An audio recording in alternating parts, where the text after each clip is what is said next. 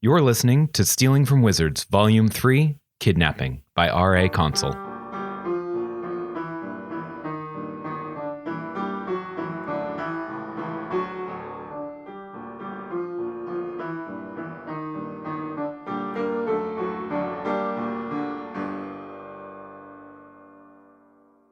Chapter 4.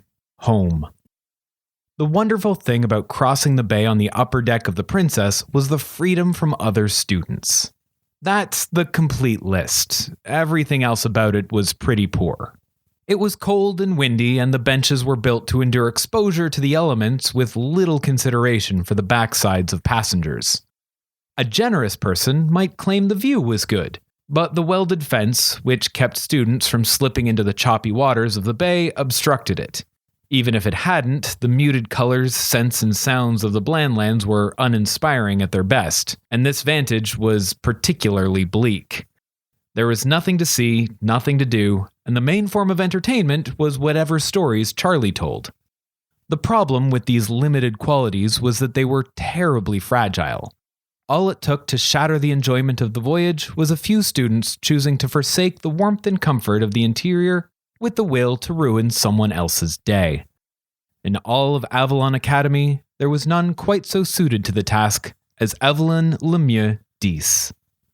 The pile of gray rocks, decorated by a few windswept pines and the leavings of 1,000 seabirds that made up the Blandlands version of Avalon Island, was just in view when the heavy doors to the lower deck clanged open.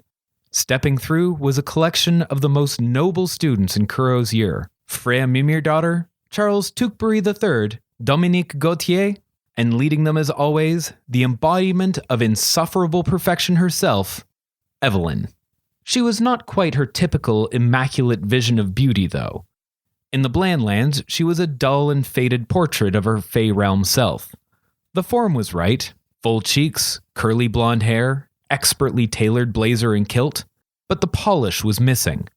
Her invincible golden locks were fraying and pale, her radiant snow-white skin pallid, and the deep violet of her eyes had drained away to a shade that nearly matched the overcast sky. She appeared to take no notice of her diminished appearance. She walked as though expecting to be worshipped, and posed as if waiting for her portrait to be drawn. Perhaps the lack of mirrors on the ferry allowed her to imagine that she was uniquely immune to the diluted colors and whisper-thin magic of the Blandlands.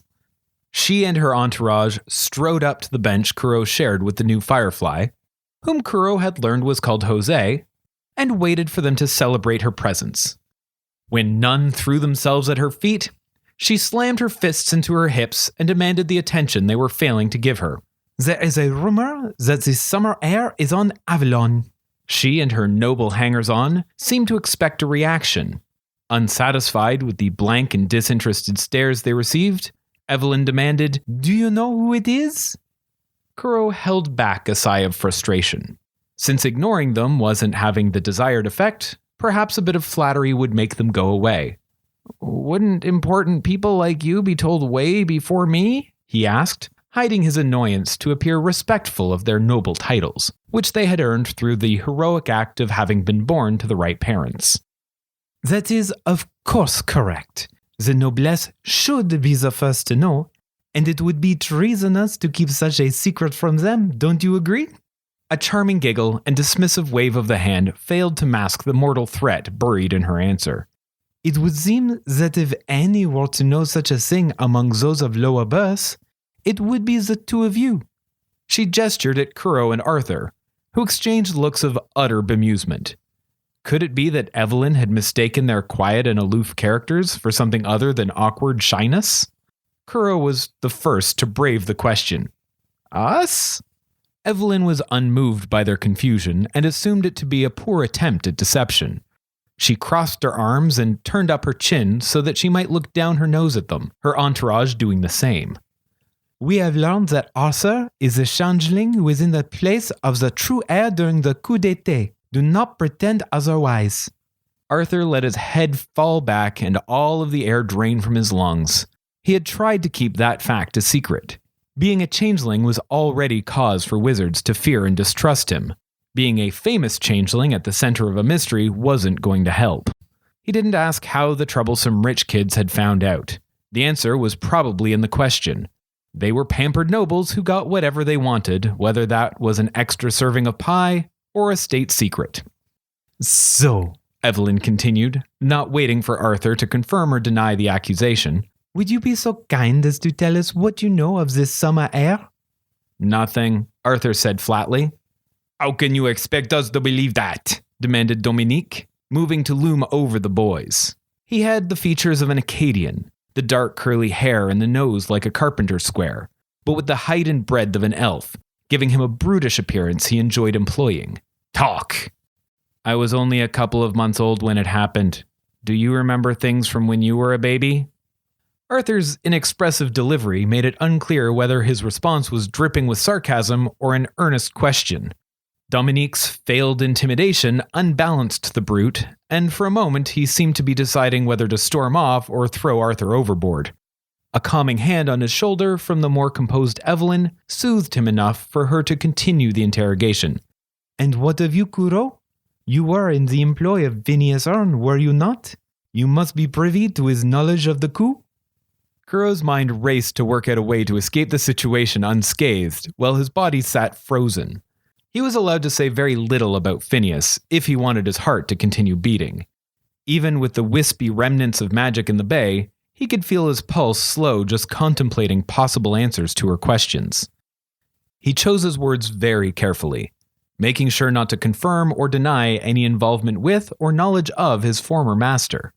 After a length of time that couldn't be considered anything but deeply suspect, while staring fixedly at the horizon over Evelyn's shoulder, he managed to croak out, "Nobody has ever trusted me with any information that important, and nobody I've ever heard discuss the air knew what happened to them." That was the truth of it, too. Phineas had expressed little interest in news of the missing baby and certainly never claimed to know its fate. Kuro didn't expect anyone to believe him. Nobody ever did, and his delivery was even more robotic and evasive than Arthur's. That made it all the more surprising when Evelyn accepted his answer without question. That is what I expected. Thank you for your gracious indulgence of our curiosities. She nodded curtly, spun on her heel, and headed for the stairs. Dominique followed her like a deflating balloon, shrinking and sputtering as he went, his planned threats and flexed muscles carried off on the wind. Charles and Freya were left exchanging expressions of confusion with their lessers before they decided they'd rather ask an explanation from Evelyn than try to converse with the riffraff. They made the requisite farewells of highborn folk before evacuating as well. Marie was the first to find words for what just transpired. "Was that weird?" she posed before answering herself. "That was weird." She gave up really easily, agreed Arthur. "I thought they'd ask us questions all the way to Avalon." "Or at least call us liars," added Kuro. "She didn't threaten to have me arrested once and barely insulted any of us. I wonder if she's been replaced by a changeling." "Not a very skillful one if that's the case," Arthur said. Their commiseration of confusions was stymied by Moira inserting herself into the conversation. "She didn't argue because she liked your answers," she said with her usual air of superiority. She waited to be certain she had her senior's attention before continuing. "They were all promised to the summer heir upon their birth." "What does that mean?" asked Kuro. Moira cast a pitying glance at her brother's pathetic choice of friends. She would not be worthy of her title as a squire of the summer court if she could not rescue him from his ignorance. "Tradition holds that great houses from each kingdom will promise a child to be raised alongside a newborn heir. It is a great honor. Those promised children will often be the closest friends of the prince or princess and gain worthy roles in the court. They may end up as seneschals, ministers, royal consorts, sometimes even marrying and becoming true royalty. That does not diminish, however, the true role they serve." She paused for effect, but Kuro's forgotten neighbor on his bench, Jose, the young firefly who had been subjected to all of this courtly intrigue, demanded she continue. "What role is that?" he asked. It was Azalea who answered. Her nose had been buried in a book the entire time, but she relished the opportunity to terrorize the audience. "Hostages," she said grimly without raising her eyes from the page. Moira nodded her confirmation of the fact to the scandalized students around her. "There's nothing more precious to a kingdom than their young wizards of noble blood. With each kingdom holding possession of another's children, it is much less tempting to go to war." "So those nobles don't want the heir to be found," guessed Kuro, gesturing to where the 4 interrogators had left for the lower decks. "Perhaps," Moira said. "Demoiselle Lemieux, at least, did not seem eager to take up her duty." Kuro noticed a lack of a voice in the conversation, one that he had not heard since before the royals had graced them with their presence. He turned to see what had become of Charlie, only to be met with a terrifying visage. Her eyes were wide as dinner plates, and she wore a grin so eager he could count her molars. She stared him down with such vicious curiosity that he buckled immediately beneath her unspoken question. "I really don't know anything," Kuro pleaded, desperate to break the stare that promised to peer into each cell of his brain one by one if he did not spill every secret he knew immediately. "I swear, I told them the truth." You're no fun," she complained, while rolling her eyes as dramatically as she could. "You could have dragged it out a little at least. There's still ages before we can get off the boat, and you took the only firefly." Kuro looked to Jose. He was trying to look cool and confident in a way that only a 12-year-old surrounded by older children can. That is to say, he was shaking with the effort of containing unasked questions and in danger from chewing a hole through his bottom lip. "Why don't you tell him about your farm?" Kuro suggested as a way to escape further interrogation and to help the new kid in a single move. "That's boring," argued Charlie. Kuro disagreed and went on to tell Jose about George, the tortoise, in terms that a Blandlander might understand. It was difficult, though. Kuro wasn't very familiar with the makes and models of cars, so he had trouble describing his size. The clumsy attempt had the intended effect of making Charlie take over. Not only had he chosen to talk about what she considered to be the least interesting of the beasts in her care, but he'd done it badly. She overwrote Kuro's version of George as a sleepy, gentle, and patient giant, with claims of being a great and noble beast, an armored hulk able to withstand disasters, natural and otherwise. She then explained that George wasn't nearly their best animal. He wasn't even their best tortoise by her accounting. They had a Tarrasque, which was a 6-legged, poison-spitting lion turtle.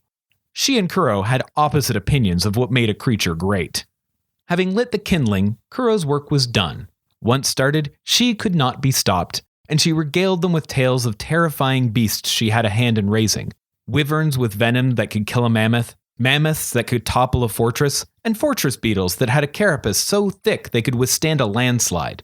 She talked about varieties of sphinxes and how they're different from chimeras and manticores.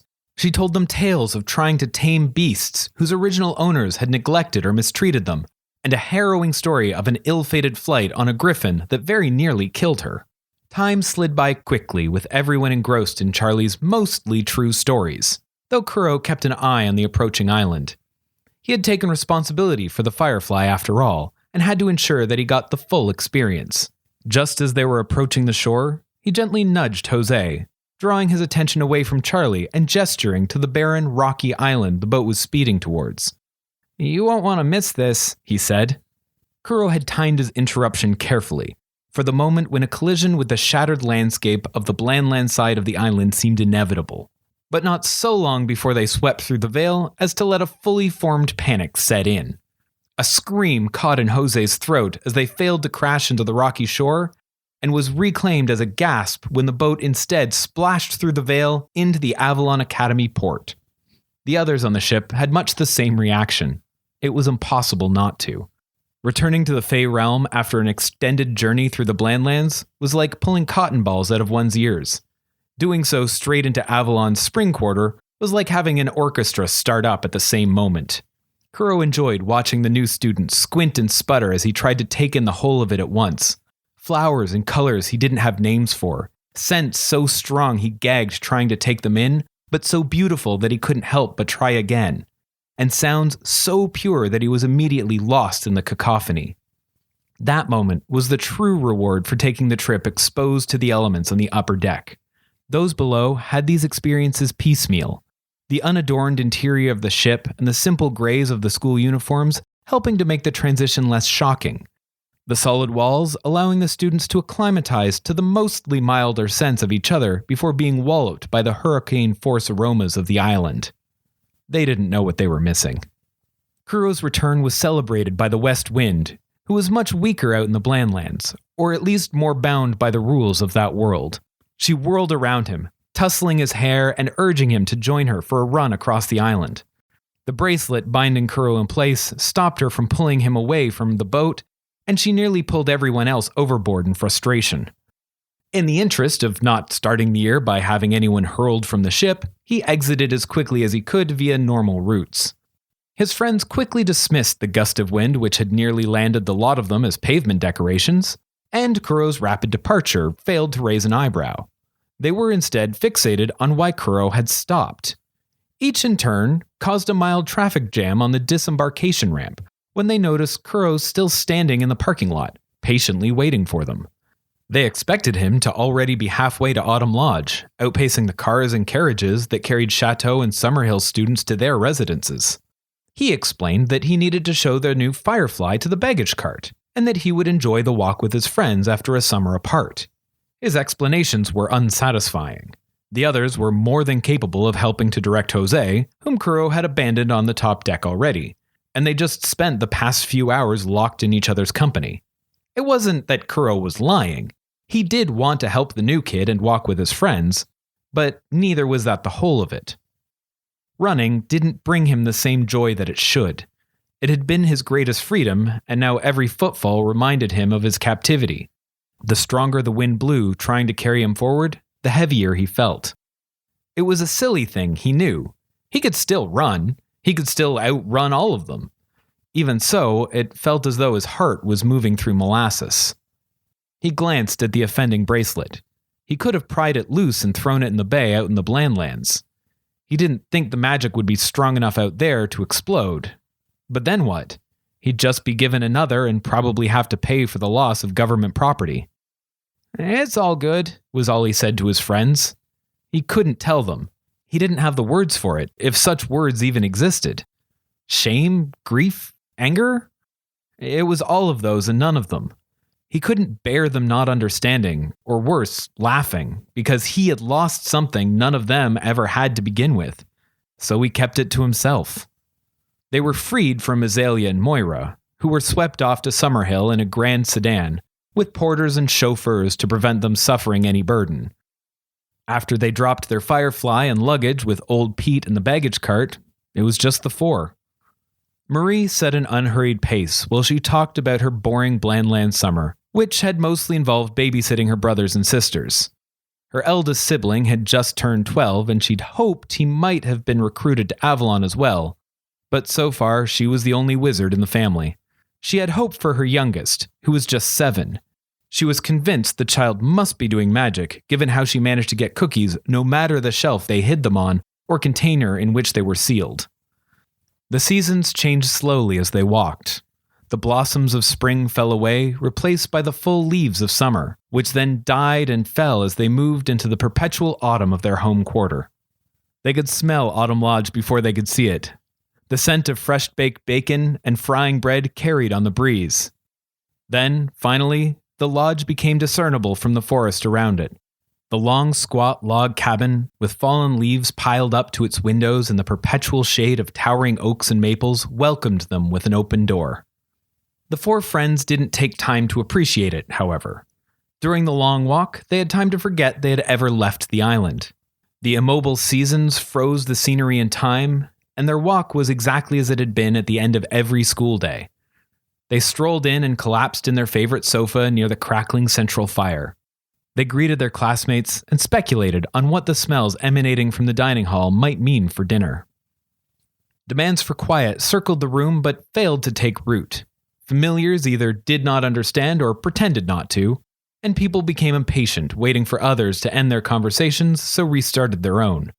The reason for their attempts at quiet, which was quite unnatural for the lodge lounge, was Meredith Thrump. She was standing in the middle of the room where everyone could see her clearly. Looming was a better description, as she couldn't help but do so. She was a massive girl, a full head taller and wider than anyone else at the school, with hands that could crack boulders and a jagged grin that could grind them into sand. Anyone who did not know her would be terrified into silence just by the sight of her. Everyone at the lodge, however, did know her, which was making her job difficult. She was the nicest, gentlest, most patient person in the residence, And while she could have easily shouted over the crowd, she preferred to let them settle themselves. All she did was hold up a list of room assignments in a way that prevented anyone else from reading them and waited. When the room was finally still, she began. Well, it's my senior year, and Pete's put me in charge of the yelling, so listen up and I'll get the room sorted. Kuro didn't hear anything else she said, because the first words were impossible to understand. Meredith couldn't be a senior. Seniors graduated. Left. Didn't come back. On some level, he must have known it as a fact. The math tallied. She'd been in her first year of high school when they'd met. But understanding it did not at all lessen the impact of the unvarnished reality. Meredith was part of the school to Kuro, and the school didn't change, not the grounds or the seasons or the people. He was so shaken that he nearly missed his name. Kuro, Arthur, room 13, Meredith boomed. That announcement was nearly as foreign as the idea of her graduating. He was on the list.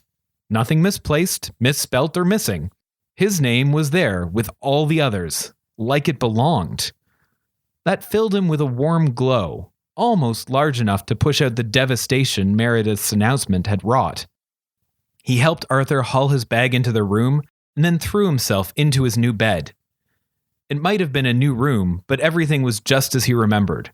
The window was small and a little drafty, the walls raw wood, the dresser too large for the small space and too small for all their clothes. The quilts were heavy, the mattress hard, and the pillows smelled of stale smoke and fallen leaves. He was home.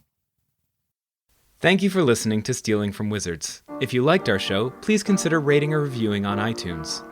If you want to support this podcast or just can't wait for the next chapter, the full book is available on Amazon, Kobo, and Indigo. Our theme music was written by Camille Saint-Saëns, transcribed by Franz Liszt, performed by Rebecca Verdun, and used with permission. This episode was produced by Jim Tigwell.